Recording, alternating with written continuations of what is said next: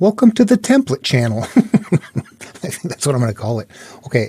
I'm talking to my wife the other day and I'm going on about how the creation story from the Enuma Elish and from Genesis, how in the beginning the separation isn't there and everything. And she's, you know how I get. And my wife, she's a saint. She listens to this all the time. She glazes over. Anyway, at some point she's like, honey, I don't know all that stuff. I don't even understand what you're saying. And the places you're pulling that from, I don't know those stories. I don't know those things. It's you say things and I cannot follow. I don't know what you're talking about. Can you just tell me what the template says? And I was like, yeah, I can do that. What fascinates me is that there is a self-healing template that I can use repeatedly, and I have. But that I'm finding that template it's everywhere. It's all through the Bible. And here's where it gets fringe out there. And I can just say that if somebody wanted to work with me, it takes a little time, but I can show you this template in Hinduism, in Buddhism, in Judaism, in Taoism, in Christianity, in Greek myth, in Roman mythology. This template is everywhere. It is why we connect with the stories in their storytelling culture, but it's really, really big. But we exist living with the analogs, living with the story, not knowing that there is something nested in there, but to recover it, it's the exact same way, no matter who's got it nested in there. The only thing that's different are the analogous terms that they're using to carry the self-healing template. I see what Joseph Campbell saw. It took a long time. I'm now realizing it, and I'm decoding it in the psyche, and I talked to her about that, and she says, stop.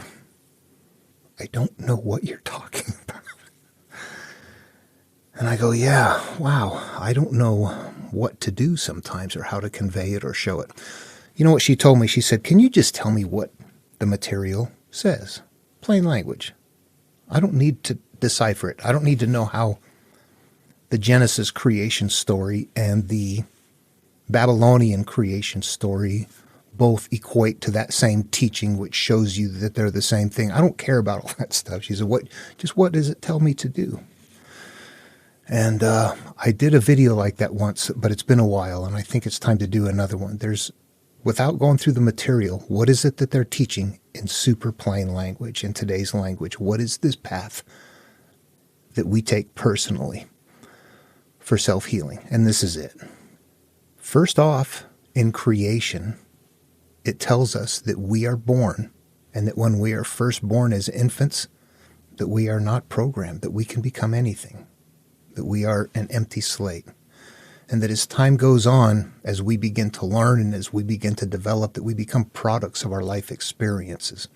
There's a point in time, though, when we are little kids, when we're so young, we don't have conscious awareness yet. There's a point of the story where that is in there. Then and the reason that's important is because there's another point in the story next that is at the end of creation, at the end of 7-day creation in Genesis, where we have the creation of Eve for Adam. So creation has happened, sin hasn't happened, we have Adam and Eve happy. This represents the time in our life when we are conscious and subconscious. We are aware. We now know how things are. We recognize what's going on, but we're not judging people. We go, I like cookies. I don't care that you're giving them to me, that you're fat or ugly or this color or that belief or something like that. We don't care about that. We're just happy kids. That is 7 days old right there. Analogous terminology. See what I do? I drift back to the material. When Jesus wants us to return to the point where we, to be like the child 7 days old, this is it, that point where we are not judging anymore. This is our most enlightened state of self-awareness. Anyway, okay, so what happens then is that we begin to have life experiences that we don't like. We get in trouble. We start to lie. We start to do things, and then those little things start adding to bigger things. And all of those are going to be given names in the stories. Those are going to be given some sort of, something that's bad, that is offspring of something else. This happened, which created this, which created that. So these are bad offspring that are being created in the story, analogous to processes that we're going through. Look, I'm doing it again. I can't stay on topic. My God. Yeah, no wonder I can't get this done. Okay, we grow up in life and we become products of our life experiences. Imagine you could take yourself at birth and you came through from a family. What was that family like? What are you like? You're a product of your family's experience. And they're products of their experiences. We're all in this big sea. We're in a big flow right there. And that when we start living life in a way that we are no longer that child anymore, now we're hiding, now we're sneaking, now we want, now we desire, now we don't, now we're starting to become something different. That is a part of who and what we are, and that continues to escalate. And eventually in life, what we're doing or what we find ourselves doing, we think we are in complete control. And we don't realize that we are only operating within the confines of a system that we are looking at. We are reacting and responding to the environment. So you think you're in control because you are, reacting to something, but in all reality, we are products of that. We haven't separated from it. We are a product of this life experiences that we've had. It's all mental. It's all been done through thinking. If two people were equally treated a certain way as a child, one might find it offensive and live forever with a problem, where the other one doesn't think anything of it and they don't have the problem. What is the difference? It was not the event. It was the mental process that we employ when we put that away that continues to live out in us until we go back and re-interact with it again. And that's what this is about, going into your mind, looking at those things, realizing that, understanding that we have become products of mental processes and that we are a bundle of memories. And that it's not just the memories. That's not enough. It is the emotional attachment to the memories. We can never change our memories. We have to change our emotional attachment to those memories. And that's what this teaches. And that when we do that, we get free of it. It also teaches us that we can do this once. You can go back and say, I've got something I'm ashamed of that I've got hidden away and I feel bad about it and it haunts me and I've got to deal with it. And you do that and you feel great. You could do that. Or you could be like me and go, oh my God, I've got so many things in life. I came from a home of abuse and I lied, cheats. There were so many things that at some point you're like, how do I extract myself from this? I don't want to be this person that I was programmed to become. So it's not just a matter of recognizing that. It's how to extract oneself from it. You see it, but then you realize as you're living life, oh, something acted out of me. That's something that the material teaches too, that cyclically we're going to have things emerge from us, and that what emerges from us is of the quality of the seed that it comes from. What that means is that if you're acting out in some way that has to do with finance or sexual orientation or, whatever you act out upon, is your barrier, that's the issue. When we get triggered, and I'm not talking about defending innocent or things like that. I'm talking about the issues that we have that we look back at later and go, oh my God, why do I do that? Yeah, it hurts. I'm carrying something. At first, we blame other people. When we get to the point where we realize we're carrying something and it's continually cyclically happening, then we begin to learn to observe the cycles. Then we recognize that it's going to happen. Then we prepare for it so that when it does happen, we're not acting out in the same way. All of that is in the material that we have to forgive, and that in order to have a better life, that we get rid of that massive stuff, that this is actually, we emerge in the physical, but we come from an energy-based universe. So energy is our basic core, and then we become physical, but that energy is still there. Physical,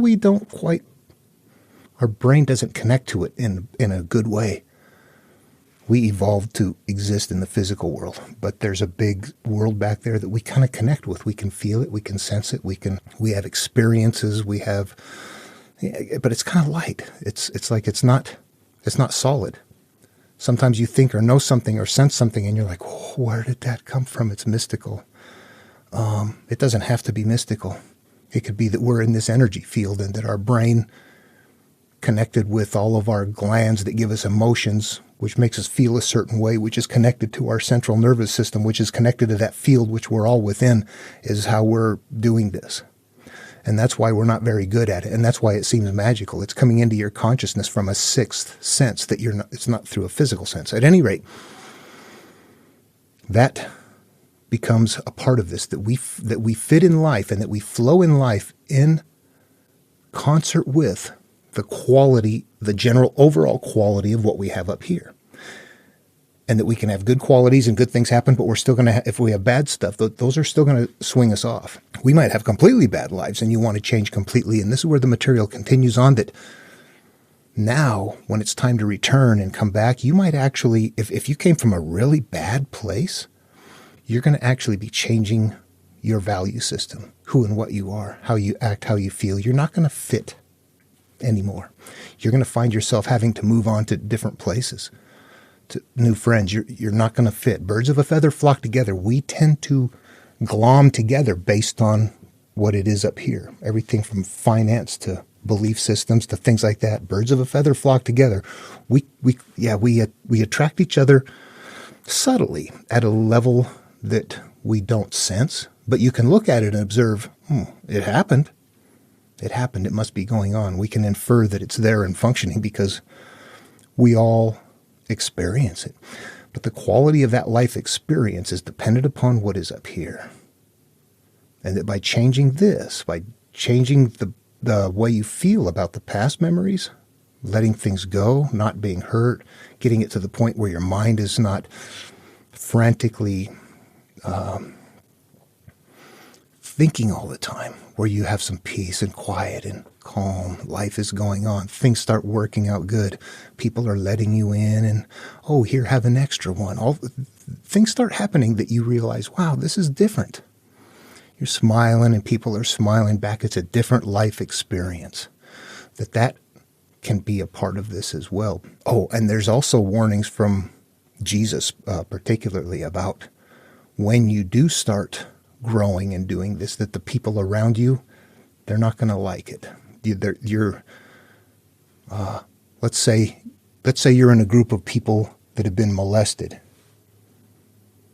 Do we see that happening today? We might not know that, but yeah, we do. We see massive groups of people in the U.S. right now that are protesting and doing things because of what? There's an issue there. Yeah, there's issues there.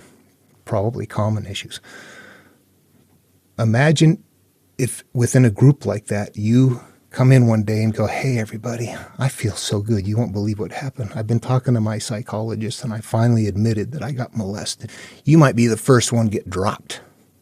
You won't fit anymore. And when you say stuff like that, you're going to piss off the people around you. They're not going to like it. I've had that experience. It will happen that way.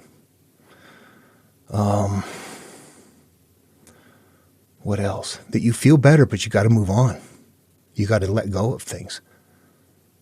However that works for us, that letting go, the understanding that there is a memory and there is an emotional state to that memory. You cannot change the memory. You have to change the emotional state. That transmutation of that energy right there is what changes us. It goes from something that is in your mind, that is tied up in your mind, holding this shame, this pain, this whatever. That's what this part of your brain right there, that's all it's good for.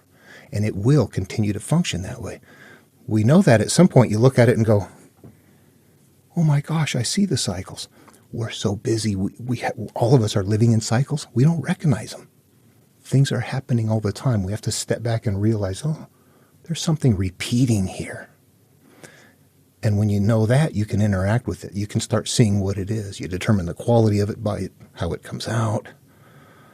You know what your past is. You go back into your past and go, what happened is this issue that I don't want to deal with, and I'm really afraid and I'm ashamed. I don't want to deal with it. You got to look at it and try to figure out how to deal with it, how to be okay with it. If you can't be okay with it, it's going to continue to live under those terms. Doesn't matter whether it's your fault or not.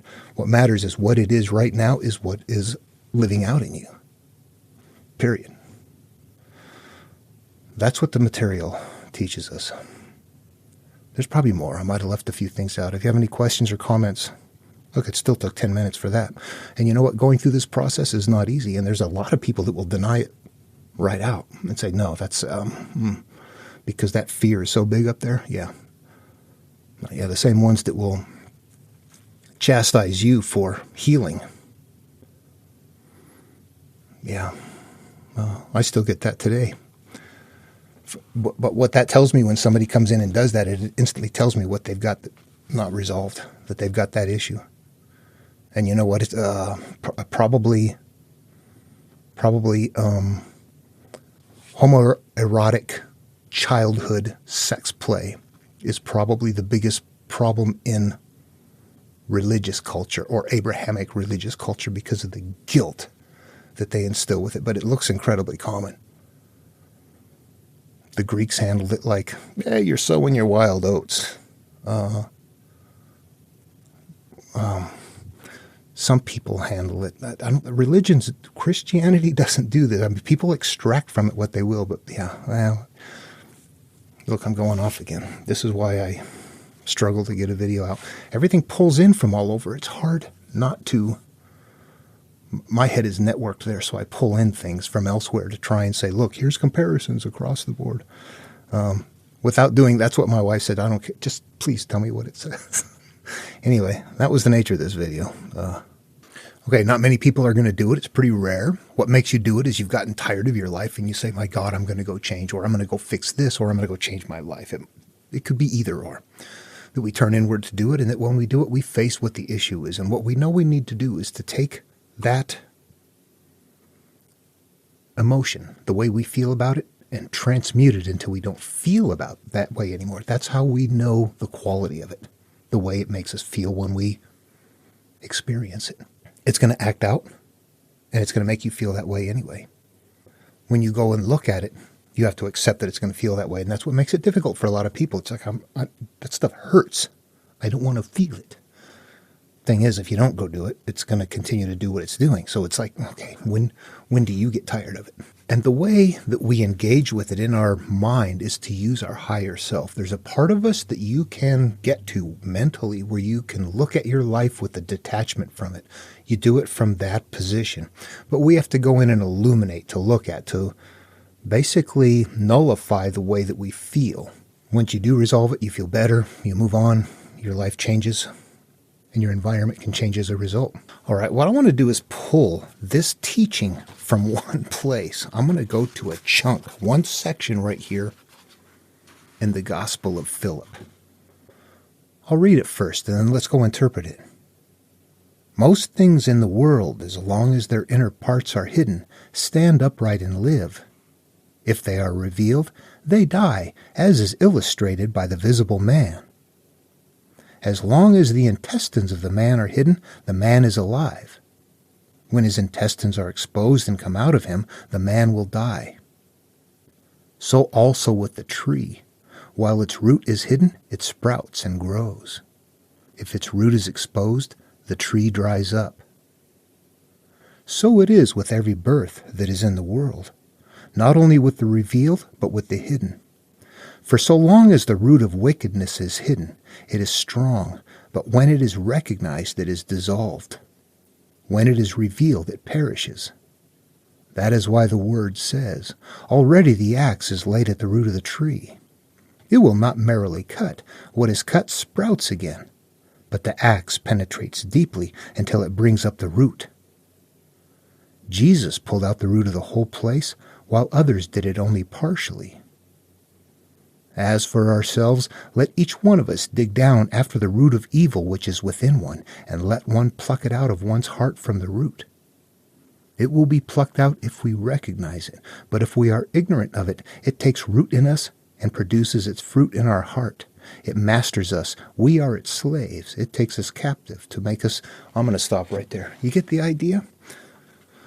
In an analogous manner, if this plays out in the psyche, basically what they're describing, as long as everything is hidden inside and protected, it's alive. But once you open it up and expose it, it dies. And how much can you use the material? What did it say right there? Some people went in partially. Jesus went in and cleared out the whole place. This sounds to me like you could use this material to say, I took care of that issue that haunted me so bad that I've got that resolved. But that's it, I'm done. You can do that. Or you could say, I'm going to keep doing this over and over and over again until my thoughts are cleared out, till I'm not haunted anymore. I could go that far with it. Jesus went in and cleared out the whole place.